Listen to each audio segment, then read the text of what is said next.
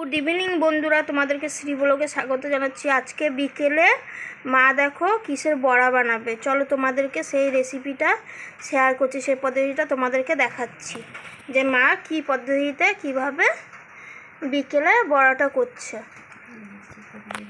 এই যে চিকেন ছোট ছোট করে কেটে রেখেছিল,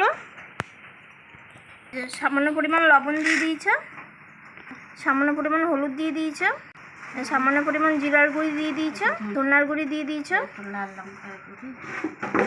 এটার উপর না, সুবিধা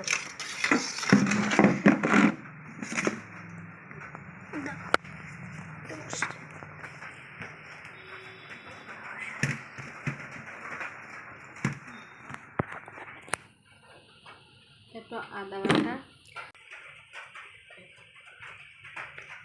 কাঁচা লঙ্কা বাটা,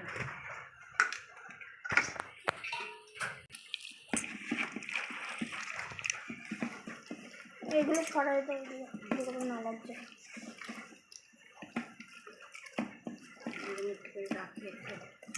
রাখো। এগুলোতে নুন ঢুকবে না তো।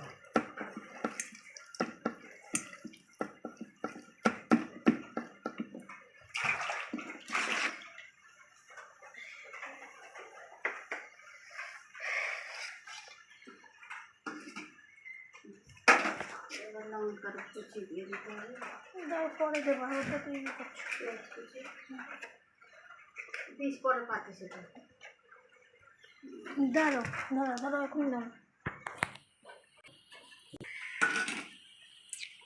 এই যে ম্যারিনেট করে রেখেছিল লঙ্কা কুচি আর পেঁয়াজ কুচি দিয়ে দিয়েছে। তোমরা চাইলে এইভাবে চিকেনটাকে 1-2 মিনিট ম্যারিনেট করে রেখে দিতে পারো, তাহলে মশলাটা মাংসতে মিশে যাবে। তার জন্য সামান্য পরিমাণ বেসন দিয়ে দিচ্ছে, সামান্য পরিমাণ চালের গুঁড়ি দিয়ে দিচ্ছে, 1 টিস্পুন কর্নফ্লাওয়ার দিয়ে দিয়েছে, সামান্য পরিমাণ বেকিং সোডা দিয়ে দিয়েছে, এই যে অল্প পরিমাণ গরম মশলা দিয়ে দিচ্ছে।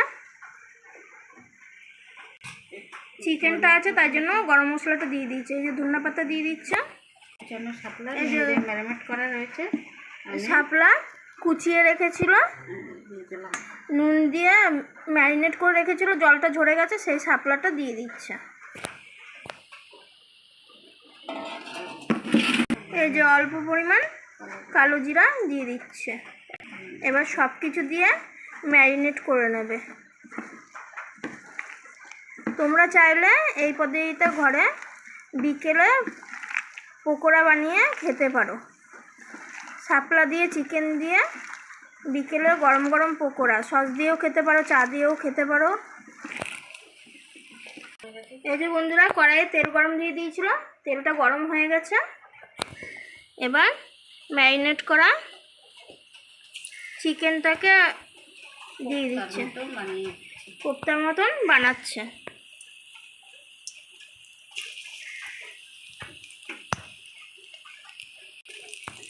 আর লঙ্কার পরিমাণটা অবশ্যই কম দিতে পারো, কারণ বাচ্চারা বয়স্করা খাবে তার জন্য।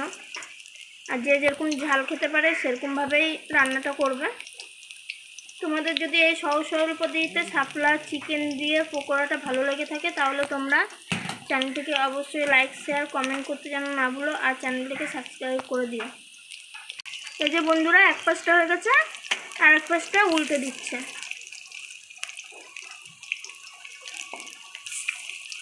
সুন্দর একটা সুগন্ধ বেরিয়েছে।